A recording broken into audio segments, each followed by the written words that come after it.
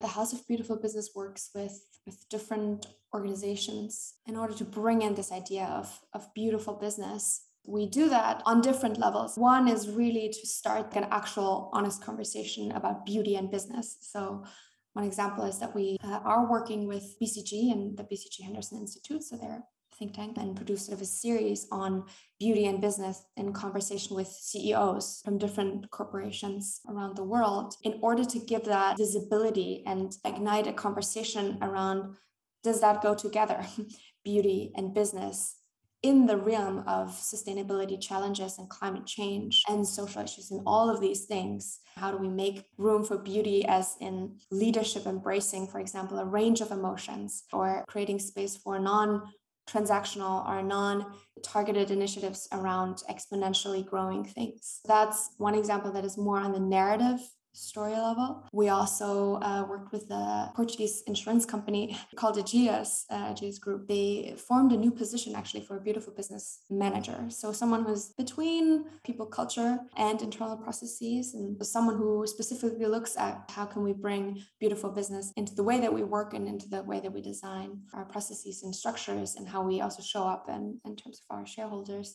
There's other examples that are on an individual level, how leaders show up themselves.